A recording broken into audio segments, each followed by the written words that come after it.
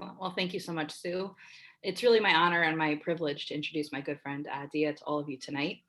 Professionally, Ahdeya is one of the top celebrated journalists here in the Gulf, the recipient of the 2019 Female Arab Journalist of the Year Award, and the president of the Bahrain Journalists Association.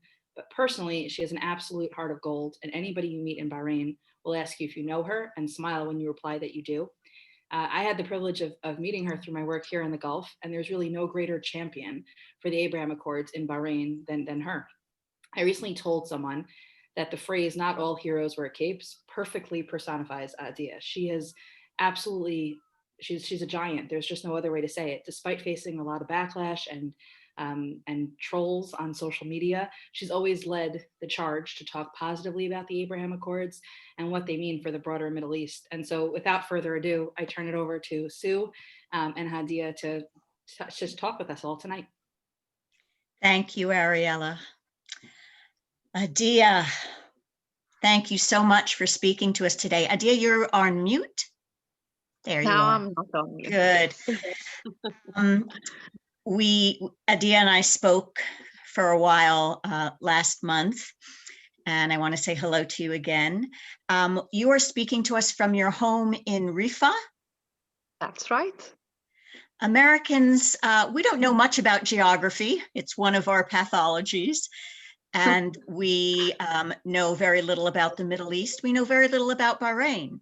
So it was very, very exciting for Israelis and American Jews in the diaspora, when last fall, after 25 years since our last peace agreement with any Arab nation, suddenly 4 nations in the Arab world opened diplomatic relations, including Bahrain. As head of the Bahraini Journalists Association, you were called upon to do lots of interviews, especially with the Israeli media. I watched several of your interviews in the weeks right after the September 15th signing of the Abraham Accords. How have things changed today? What is the situation, if anything has changed? How have the Abraham Accords played out in the streets in Bahrain? And if you could tell us how that might be a little bit different than public reaction in United Arab Emirates. Thank you very much, Sue. First, let me thank Ariella. I don't know if it's the COVID vaccine that will make me cry if I hear any kind word. It's a side effect, but Ariella, thank you very much for the beautiful words you shared. And whatever I do, I still feel that I haven't done enough. And Sue, I appreciate the introduction, and I'm really looking forward. We had a talk last month, and I knew that this session is going to be different. This session is going to be with my colleagues in the States, with people who understand me, and I'm looking forward, of course, to it. To start with, the Abraham Accords, what can we say? It's been now October to 3 months now. I don't think it's easy to forget the moment the agreements were signed. People who want peace, people who want a better future, would always look at that moment as a moment that will change the future. And it happened. I was sitting in the same spot as I'm sitting now. And in the background, I had my TV, and I couldn't stop smiling. And I can't stop smiling until this moment. I still smile when I think about it, because I think that was one of the best things that happened in 2020, the year 2020. I actually think it was the best thing that happened in 2020. It wasn't a great year anyway, but people, their perception of the accords, their relations, the normalization has changed day after day. Initially, when you don't have a relationship with a country at all, you would be taken by surprise, especially when you are in a country where people come from different generations. There are people who are in their 60s or in their 70s, who have been raised on certain slogans, on certain emotions, are attached to certain issues, and do not look at any other solution to that problem, but insist on a certain way of dealing with it. You have a generation like that. You are in a country that you have supporters of Abdel Nasser, and they still raise those slogans, and do not want to understand that the world has changed. By the way, the world has gone through world wars, yet countries that were involved today are the biggest allies. And because they are biggest allies, they moved on and created a better life for the future of their children. So the Abraham Accords started when they were signed in Bahrain. The perception was different according to the political beliefs people had. Among people who, to be frankly speaking, people who we had problems with in 2011 when there was an attempt to topple the regime and Iran was supporting it. Among people who are supporters of that regime, it will never be accepted. It will never be something that they will take. They will take well. So this will never change. And to be honest, I don't think if you were disloyal to your own country and wanted Iranians to come and change the regime here, I don't think you will ever accept that Bahrain normalized with Israel. So to those people, this was a slap on the face. But now we're speaking about people who are in their 20s and 30s and 40s and look at this issue as something that could have been resolved decades ago. Decades ago, if the people who were taking the lead in this case, if the Palestinian leaders were taking this seriously, this issue would have been resolved long time ago. And it's never too late. What I personally felt that the day had come that as much as we want Palestinians to live in peace, we want Israelis to live in peace. If you're speaking about human rights, then people are all equal. Then as a Palestinian mother and as an Israeli mother, I don't want to be threatened with a rocket on my head from Hamas. If you want to be fair, then you have to be fair with everyone. Many people also looked at the normalization in a different way. They said, we never had a problem with Israel. And the Abraham Accords just gave us an opportunity to start a relationship with a country that we never knew, with people we never knew, with people we were never allowed to travel to. So generation and different perceptions have shaped how the normalization and the Abraham Accords have been perceived by people. So you talk about it as a generational difference, and you also mentioned political difference. Well, is it not also or primarily a Sunni Shia difference? Bahrain is a very small country, even smaller than Israel, right? Just have about 1.5 million people, very small. Its leadership is Sunni, and is there not a Shia majority among the population, which is supported by Iran? Is that part of what's going on there? Okay, I like that we brought up this topic, Sue, because to start with, no, I cannot say that the accepting the normalization is something divided among Sunnis and Shias, that Sunnis are accepting it and Shias are not. No, I will be unfair if I say that, because people who have loyalty towards Muslim Brotherhood are Sunnis. So the Nasrites are Sunnis. So why should we attack the Shias just because we think that generalizing that the Shias are loyal to Iran? No, not the majority of Shias are loyal to Iran. In Bahrain, it's a complicated issue, and many Shias proved and did not even need to prove that they were loyal to the regime here. What I'm glad that it has been brought up, and I want to thank the association for being with you here today with journalists. And we all know that journalists can make the biggest difference with one word that they say. I hope that I can convey my message. I hope that I will get supported for what I will ask for as a colleague, as a fellow colleague. Bahrain, in so many stories when it comes to agencies that are covering stories in Bahrain, Bahrain is always referred to as a Shia majority country. Now, if I'm married to a Shia, which happens all the time here in Bahrain, this is a country where marriage among Sunnis and Shias is high. How can a census prove that people in Bahrain are a majority of Shia when they come from mixed families? How can I be identified as a Shia if my mom is a Sunni and my dad is a Shia? Why is it taken for granted that I chose to be a Shia? Maybe I chose to be a Sunni. So there is no census, proper census that proves the Shia and Sunni thing. And it upsets me when my colleagues label Bahrain as a Shia majority country. Why?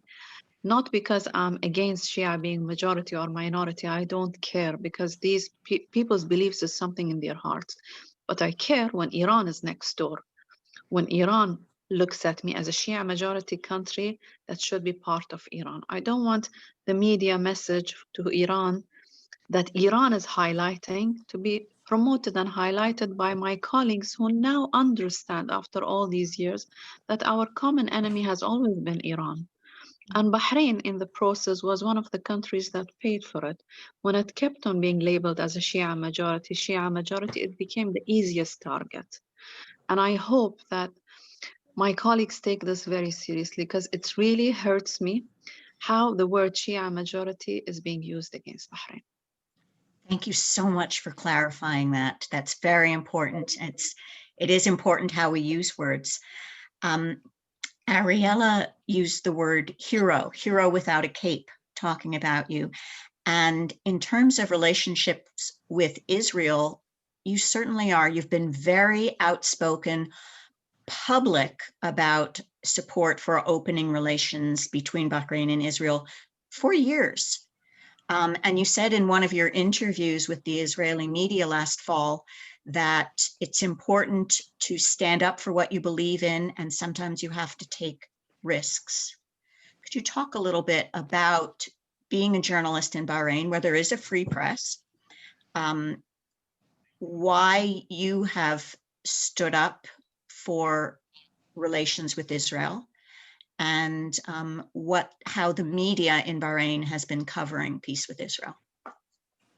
Thank you, Sue. I think that if people continue to be followers, nothing can change. If people continue to say, I will follow a majority that may never exist, it's just an impression that people have. If you continue doing that, then you will always stay where you are. When the Abraham Accords were signed, the response I got from journalists when I read their articles, and I don't mean the response through covering stories. Covering stories is just content that goes in all the newspapers and all the news agency. But I analyze journalists and writers' reactions and perception through their columns, through what they write. Suddenly, overnight, all the journalists around me who I never thought would be supporting normalization or would choose at least to keep quiet, because you're not forced to write anything you don't want to write. If you don't want to write about something, no one will come and talk to you and force you to express your feelings about it. You're free as a journalist to do whatever you want to do. The reaction I saw from writers was shocking, because we had tens of columns from the first day of signing these agreements expressing how happy they were about normalizing with Israel. And that's a huge number when you have only 4 newspapers in the country. It's a huge number. I was proud of that. Yes, I went through being bullied, being harassed on social media, being called names, and I felt hurt because I have 3 sons and a husband, and they don't deserve to read these things about me. And I try to, as much as I can, to hide whatever is being said. It didn't come from Bahrainis. People of Bahrain are too kind, they are too nice. Even if they have a problem with you and they have different opinions, they wouldn't be cruel and mean and call you names. And in our culture, there is a limit to what you can say about a woman. And too many unacceptable things were said. I had 2 choices, so either to stop or to continue. If I stop, everyone else also stops, because when they see a woman strong and continuing to do what she believes in, all the other women also start doing the same. They feel safe. I decided not to stop. I continued. Where I am today is different than where I was a month ago or 2 months ago.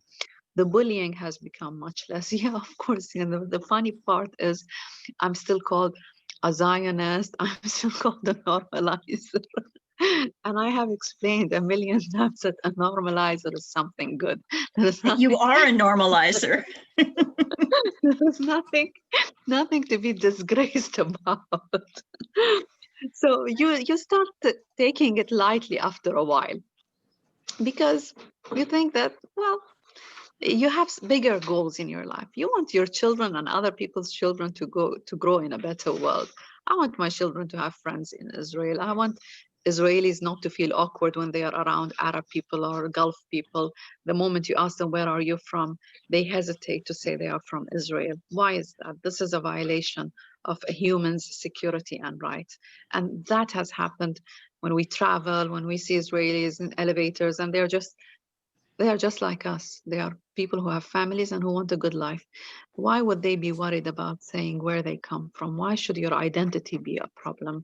And I think the Abraham Accords ended that. And what I loved seeing is what happened in the UAE. I think the UAE, you see more Israelis on the streets and everywhere. And I think COVID was one of the reasons this couldn't happen in Bahrain.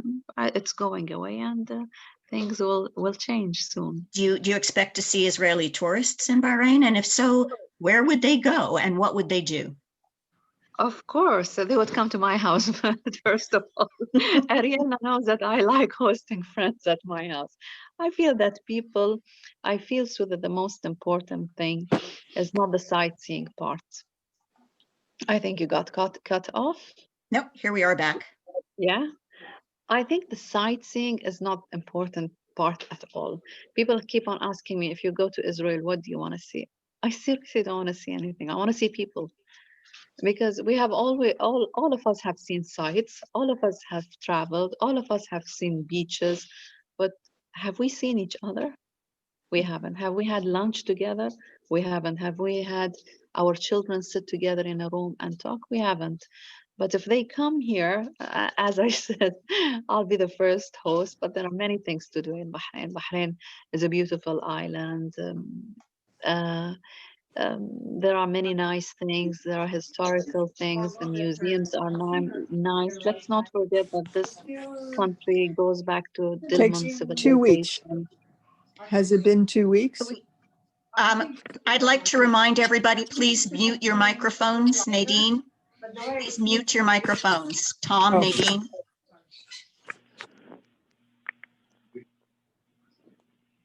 Thank you. Sorry, I'm so sorry, Ahdeya. Don't worry, don't worry. Well, I wish we had heard what they were saying. So there is a lot to see. The museums will show the history of this country, the civilizations of this country. It is very small in size, but it's a very warm country to visit. And when people visit, they will know that the peace among us is warm peace. This is not going to be a peace that is signed on paper and left to that. No, there will be a lot of warm relations among people. When I had a party at my house a couple of weeks ago, and I had a guest from Israel, and many of my friends called me and told me, why didn't you invite us? Why didn't you tell us this guest is in Bahrain? And this showed that how much they are warm and they want to host people from Israel. You have talked to me about similarities that you see between Bahrain and Israel that make us natural colleagues. I wonder if you would talk a little bit about that, not just that we're both small countries and high-tech countries, although that is something. We're small in size, but we are big in what we do. We're Yeah. big in what we have achieved. We proved to the whole world that out of nothing, no relations, we suddenly became friends. Of course, when it comes to Jews and Muslims, this is a different issue. It's cousins. There is DNA, there is a bloodline, and it's a totally different issue.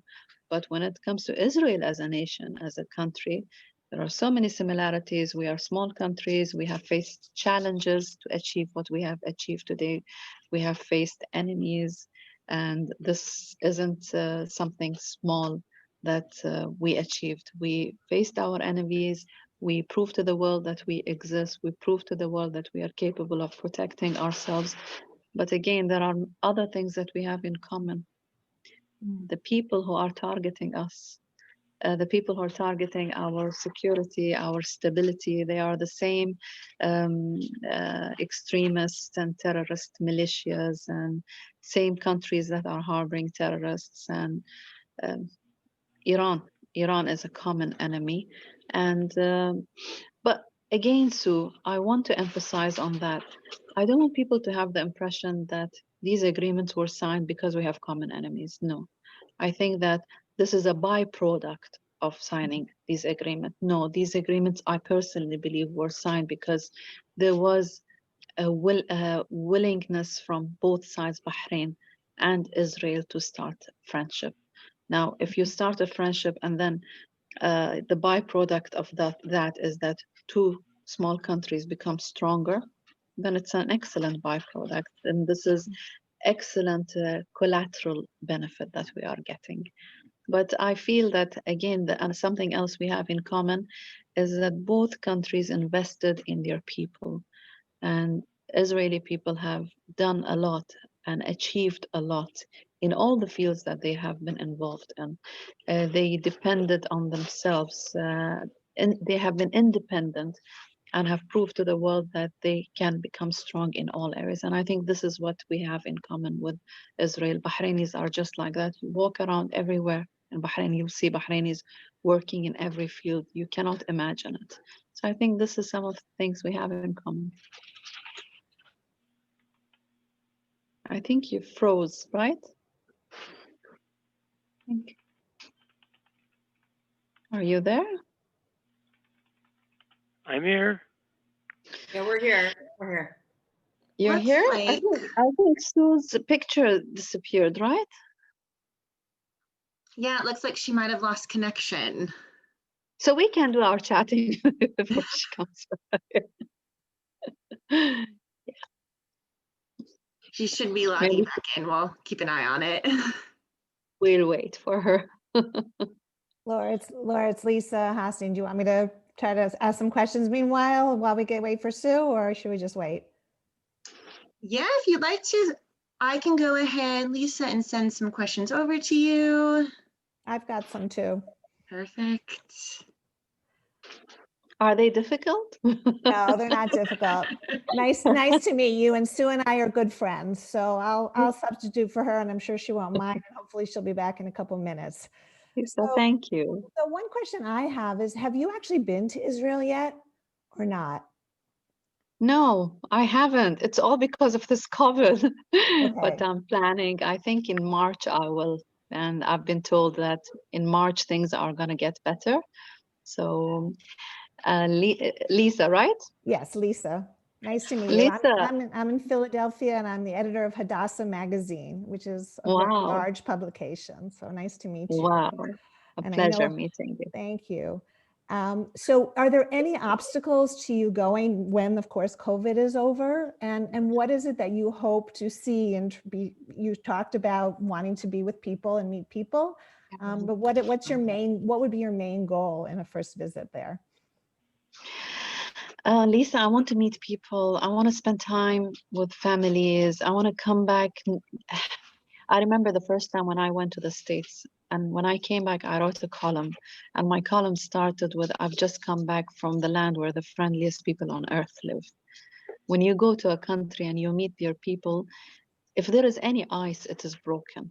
So I think that going there, meeting people is important. I want to meet okay, obviously I'm a journalist. I want to meet all the journalists who have been supportive. The Israeli journalists have been very supportive during this time. American journalists have been very supportive during this time.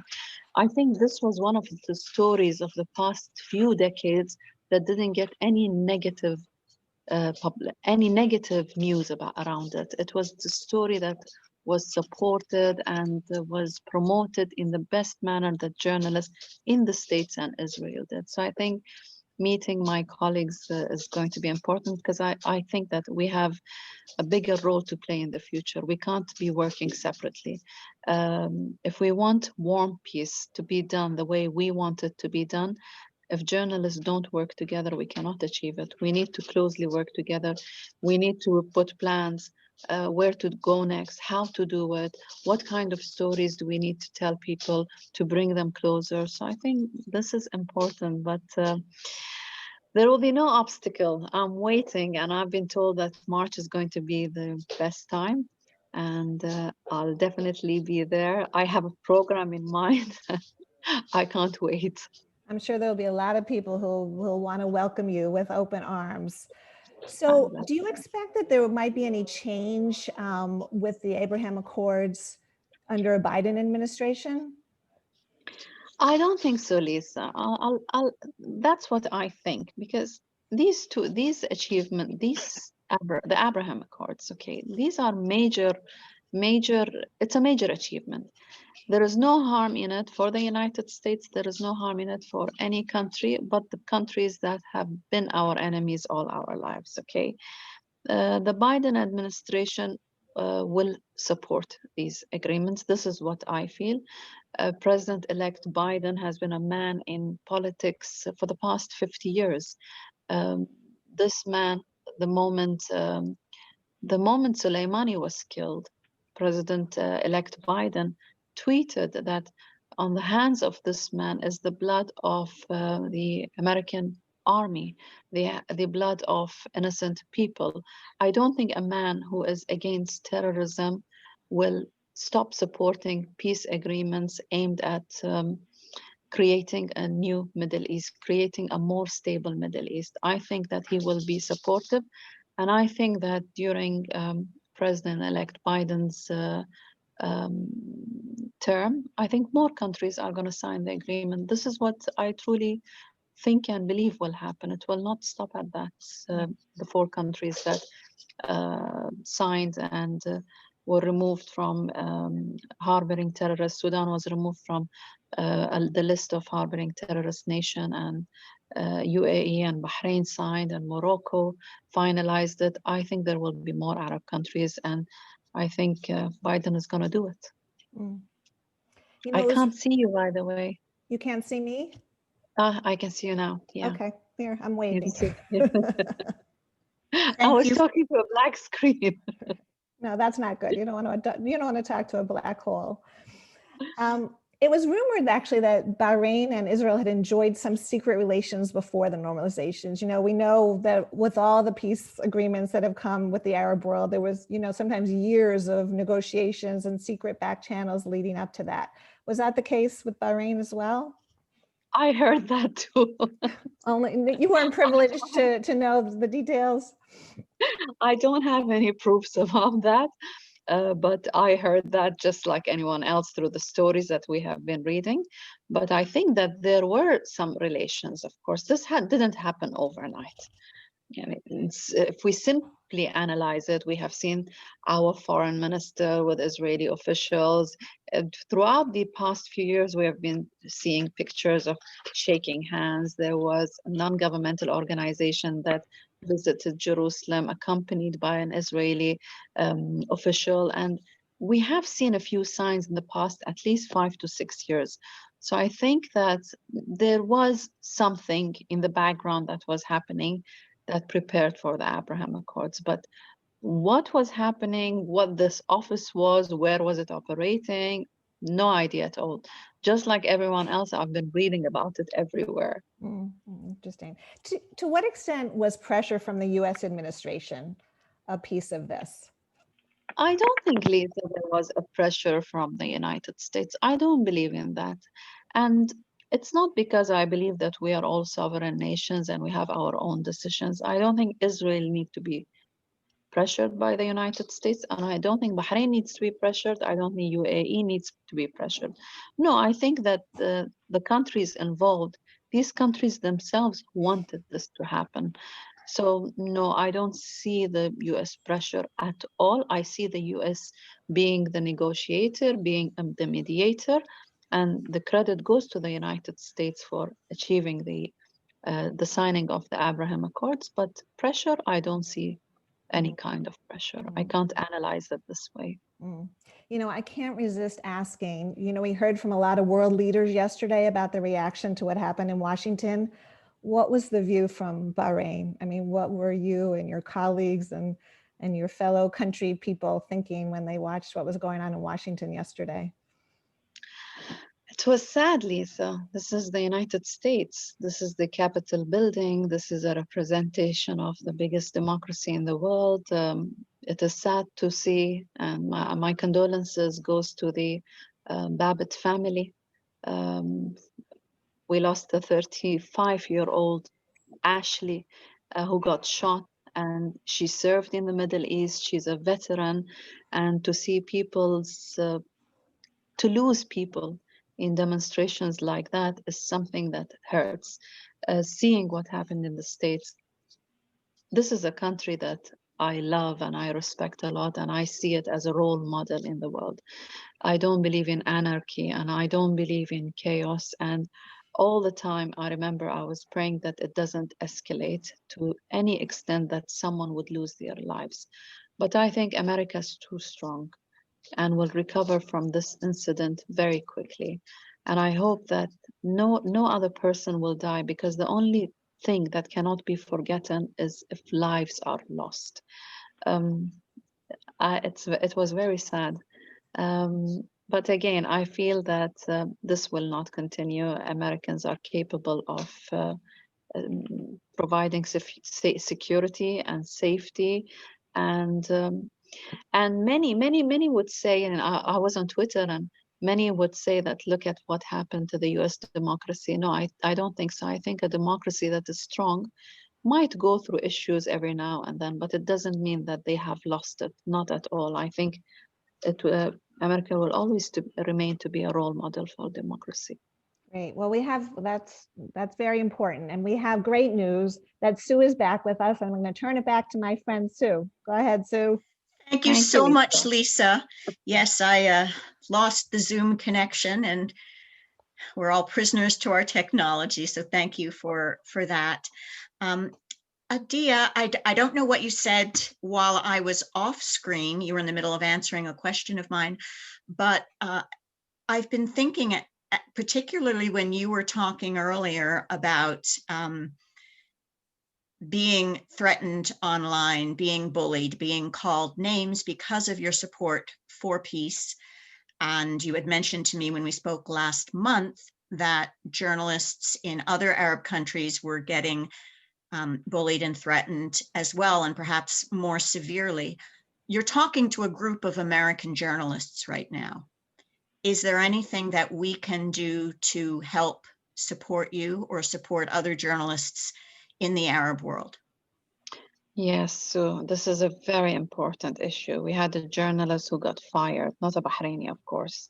And if you can support when people lose their jobs for speaking out about peace, if our journalists in the States, anywhere else in the world, make a big fuss about that story, then people who are firing people who are expressing their opinion about peace will stop doing that.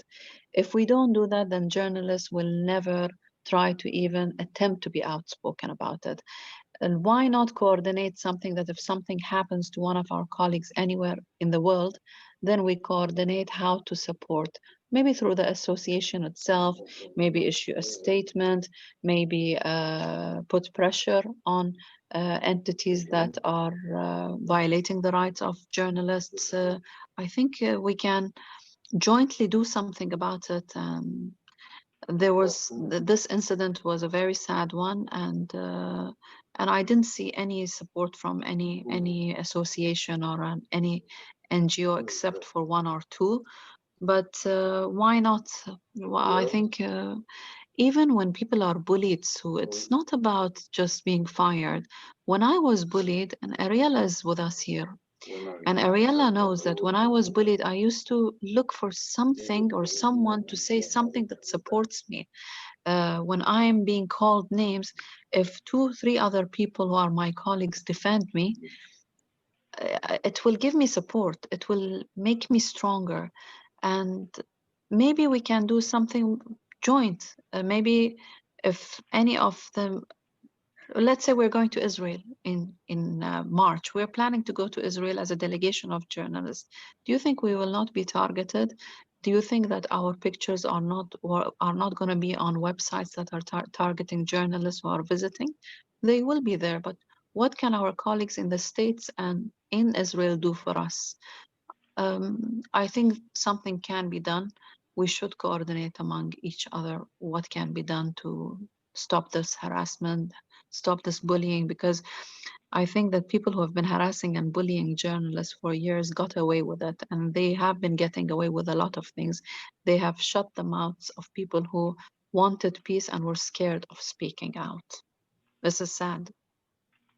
The delegation going to Israel in March, is that just from Bahrain? We are planning to go as a delegation of journalists, and we'll be around 10 to 15. I'm so excited about that, by the way. Please keep in touch with us in the AJPA about that so we can cover it, so we can support you. And when you just spoke about the journalist in another country who was fired, I never heard about that. So it is about communication, and let's set up channels of communication so that we can work together. We'll do that. And when we go, because I know I can predict what will happen next in March, I know that the people who are going to join this delegation, my colleagues, are going to be targeted on social media. Let's not lose people who believe in these accords, who believe in peace, but the moment they will get targeted, this will put them off and they will stop being outspoken about the change that they want. I think whoever decides to go and enter Israel at a critical time like that, just after the Abraham Accords, is taking a huge risk with their reputation. They will be targeted, they will be harassed, they will be threatened. Everything that I went through, they will all go through. And I feel responsible towards that because I head the Journalists Association, and I feel that it's my job to protect my colleagues, but I cannot do this alone. I need to have other people support me. I need to have journalists from Israel, from the association, from everywhere in the world to say bravo for what you guys are doing. People always need to hear a kind word. People can't continue when they are only harassed and bullied and targeted. I can't see it. Ahdeya, bravo for what you are doing. Oh, thank you. Thank you. And bravo for supporting me. Bravo for promising me that anything that happens, you will support me. I'll send you the details about the journalist who was fired, and I'll try to find out what happened. Did he get his job back? I don't think he did, but I'll send you the details. And if someone wants to, any of our colleagues wants to support that journalist, why not? But as AJPA, AJPA can do a lot, by the way. And imagine that when you are fired somewhere, there is an association somewhere else in the world that is condemning the fact that you are fired. They will feel morally supported, at least. Wonderful. You are an amazing woman, and I use the word woman in particular. You're the first woman to head the 600-member Bahrain Journalists Association. And I know that rising up a new generation of female journalists in the Arab world is a cause that you are deeply involved in. Could you talk a little bit about the difference in being a female journalist in Bahrain, if you would, and if you can extend that to the rest of the Arab world, or at least the Gulf states? That would help us understand your situation as well. Well, the majority, well, a slight majority of journalists in Bahrain are women.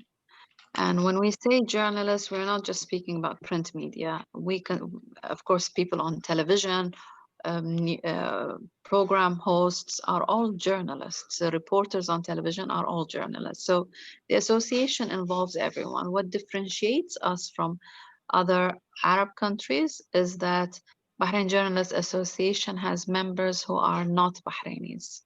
So they have equal rights to Bahraini journalists. if they get sued in the court for any publishing any story, and the newspaper cannot afford, this journalist is entitled to the same rights a Bahraini has. I have been to the public prosecution when someone sued an Indian journalist for a story that an English newspaper he worked for was when he was questioned for an article he had published in an English language newspaper. And when I sat there and the public prosecutor was asking him question, India has many languages and many accents. And I was trying to translate in English, and they told me, no, what is this journalist's mother's tongue? And India is so huge, and Kerala itself is so huge, and there are certain accents for certain villages and areas. And they insisted that this guy is not going to be questioned unless there is someone who speaks his language, his dialect. So how we are different is that we are all equal. Um, all our rights are equal. Right of voting, they have the right to vote for the board members. They have the right to vote for the president of the association. In the Arab world, I've lately seen that women are on the top. If we just switch on television stations, I see female faces more than even male faces as TV hosts. I see more female names in the newspapers. I see more girls getting into creating something out of the ideas that they have, the columnists, the writers. I'm so proud, and you see people with different ideologies. I think the Arab world has changed during the past 2 decades when it comes to freedom of expression, when it comes to giving women the opportunity to lead. But I think the only thing, nothing is perfect. And the only thing that I have been calling for when it comes to Bahrain is that women should be more in more leading positions. I want to see more women editors in chief, more women editors. I don't want to see women just as reporters. No, they have the right to take leading positions, and that's the only thing that lacks here, and we need to work on, and we are working on, and it is happening. There's a related question to that from someone listening, Rainia. She writes, your courage and your story are so inspiring, Ahdeya. I thank you for that truly as a Moroccan woman. I'm listening to you. I'm convinced we can do something. I would love to suggest to you the creation of an Arab Abraham network who can be joined by women and journalists with the support of the AJPA and Steinreich Communications. We have to improve from inside the image we have of Israel. If our leaders, she's talking in the Arab world, want to bring peace, we need to change the storytelling step by step, educate people using media and campaigns jointly with Israel. I really think Arab women have this power for the next generation. What was the name of, was it Ariana? No, Was the Rania Edakak. Rania. Rania, the idea is beautiful. I've always believed in something, and when I hear that from a woman, I feel so happy, because honestly, we have left a lot of things to men for decades, and men haven't succeeded, and they might get upset with what we are saying, but it's about time that women have a bigger role to play.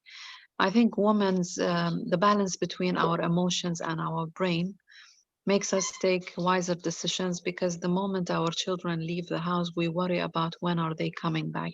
And I think that motherly instinct that we have can create a better world. And I love the idea that Rania has come up with. And I think if we can create an entity, non-governmental organization, that women journalists can come together and work together and protect each other and promote the peace agreements, fight against hate speech, anti-Semitism, all these issues, I think we are the only people who can make a difference. We really gave men a lot of chance, and it's about time that we take things in our own hands, because I think we can do something. So Sue, special thanks goes to Rania, And I'll be more than happy if we can coordinate a meeting and a virtual meeting and discuss what can we do. And let's establish it. It doesn't take a lot of effort. It doesn't take anything, but we can become more powerful when we are together. Wonderful. The AJPA, we have both your email addresses, and we'll make sure that we connect you. And then we can write about it. Of course, we'll have stories. And Moroccan women have been successful in all fields for decades. They have reached the highest positions. They are a source of pride. They are powerful and strong women. So imagine an alliance that we have with Moroccan women, UAE woman, Bahraini woman, Israeli woman, American woman. What kind of alliance? What will come out of this? I'm sure that something great will come out of this. I love it. And Rania, she writes back, of course, I would love to discuss that. Thank you, Ahdeya. Thank you, Rania. Thank you. One more question here. Since we don't know much about Bahrain, what is the thing about your country that most people in the United States don't know that we should know? It's a country that went, well, it's a country that has politically been a target. Very sad to say that, a target for Iran. Iran has always looked at Bahrain as part of it. And when in 1979, Khomeini landed in Tehran, the first thing on his agenda was that he wants to export his extremist Shia ideologies and the Shia religion. And I say extremist because the Shia as a religion is not an extreme, it's not an extreme sect, but what he had plans was to export his so-called Islamic Shia ideology. We have been a target for the past 41 years. We have stood strong. It's a country that has strong alliances and very well supported by Saudi Arabia, the United Arab Emirates. These countries are very close politically. The relations between them are not friendly, but they are brotherly relations. Bahrain has good relations with all the Arab countries in the world.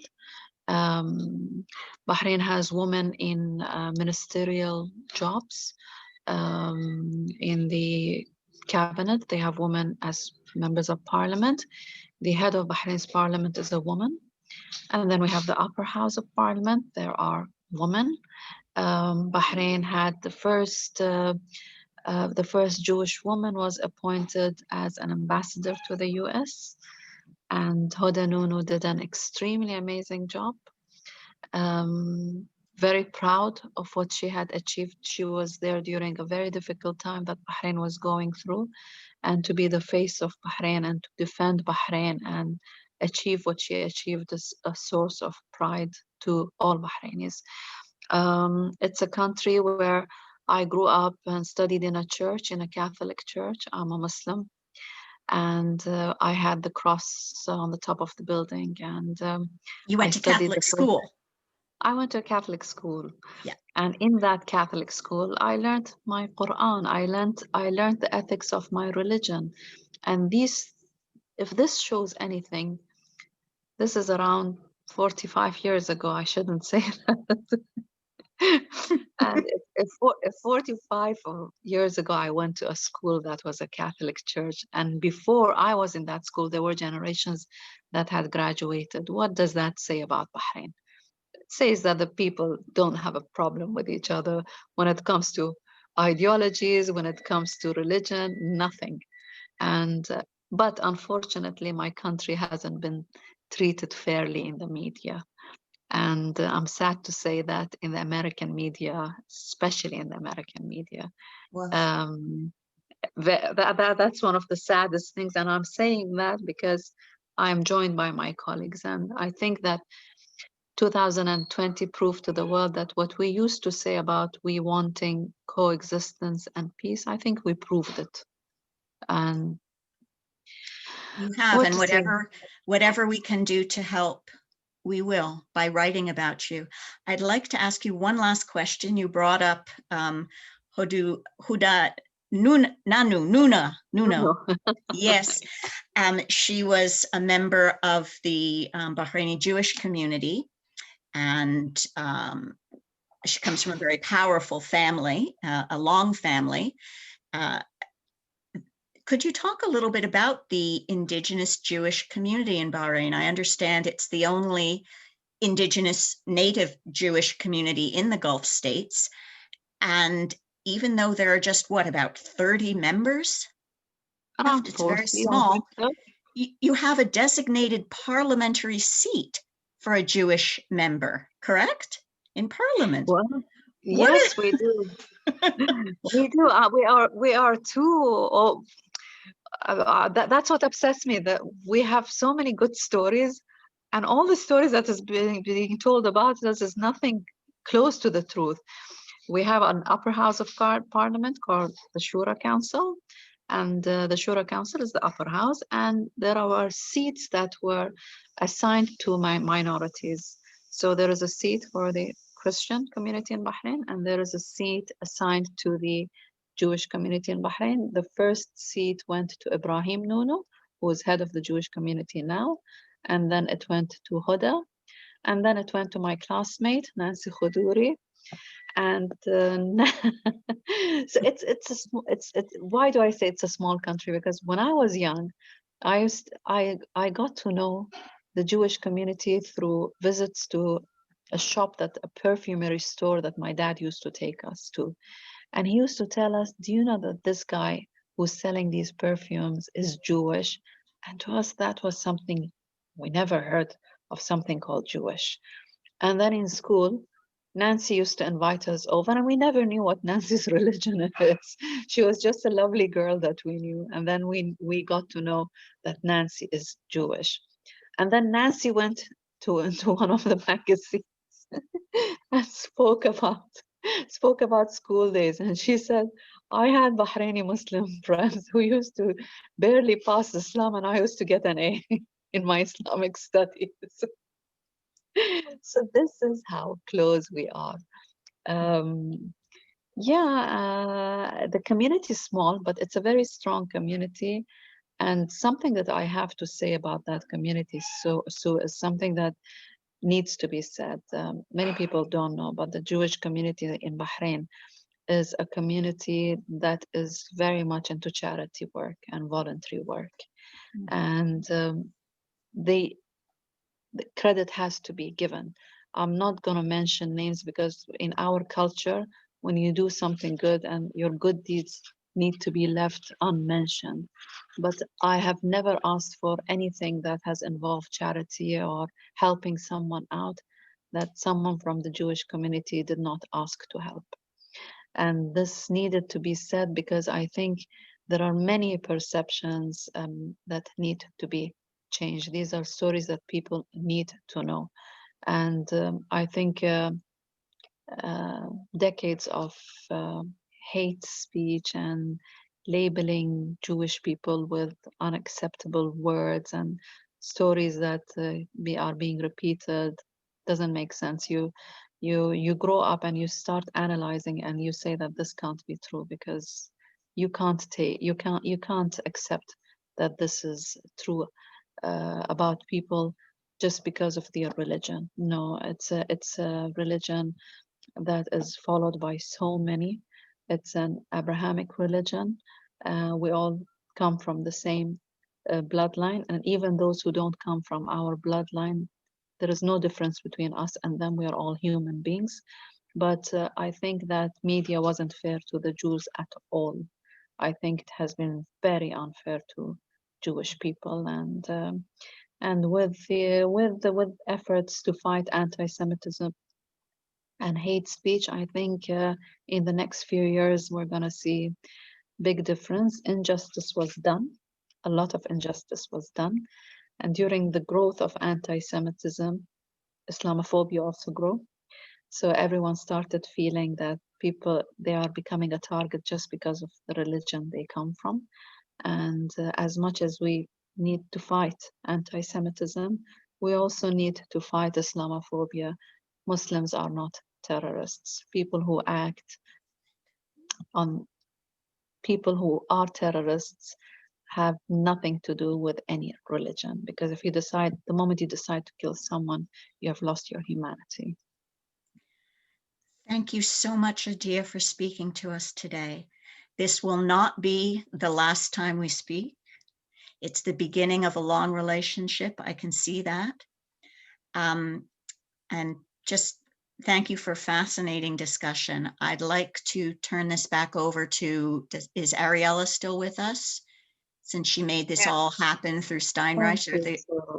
Thank you for the Yes. lovely questions. I felt I'm with my friends, and You are. and I felt at ease. I said things without preparing, and I think it felt good. I feel that I'm supported. I feel that from now onwards, Ariella helped me start a relationship with the association, with you, with my colleagues in that association. I now know that if anything, anything I need support with, I have friends that I can ask for support. So thank you. Call us right away. I will definitely. Thank you. Ariella, are you still here? I am. So I guess I'll just conclude very quickly. I've said this before and I'll say it again. The leaders in the Gulf took a very bold move in making a vision for the new Middle East become a reality. But what makes this different than the situations that Israel has with Egypt and Jordan are the people.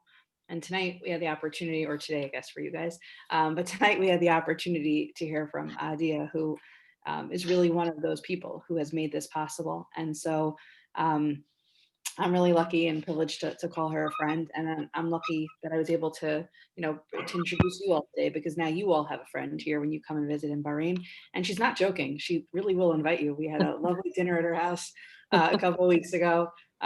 She's stopped by many times, and she's not just a friend. She's really family to all of us. So thank you very much, Ahdeya, for doing this on a Thursday night, which is the weekend here, by the way. It's like a Friday night. So we really appreciate you doing this and speaking with everybody. And for some, this might be their first interaction with the Bahraini. Others might have interviewed. I know there was a lot of interviews going on when the Accords happened. Many of you spoke with the heads of the Jewish community here, but now you have the opportunity to actually hear from a non-Jew in Bahrain who can tell you that she's really supportive of this. And now it's up to us to show them that same support as well. Ariella, thank you very much. And you said it, we're not friends, we are family. And I think it will always become stronger and stronger. And we have just started. We have a long way to go. And in a few years, we will see the results of everything we have worked on together. And you've been greatly supportive. My husband says hi, because you know him smiling. He's saying, say hi to Hi back. she says hi back. And yeah, and I'll see you very soon. I need to say this. Thanks for all your support. There were times that I used to feel so down, and I used to nag, send you messages, so and so has harassed, has bullied me, and you were always there, supportive. And one tweet from you would make the biggest difference, and you can never imagine the differences that made and how it encouraged me to move on and go on with what I'm doing. Well, we thank you. I think on behalf of all of us, we thank you for putting yourself out there and for being at the forefront of this and knowing that you're an example for others to follow. So thank you. Thank you. Thank you for your time. See you soon. Thank you everyone for participating. Yes, thank you everyone for joining, and we will go ahead and conclude the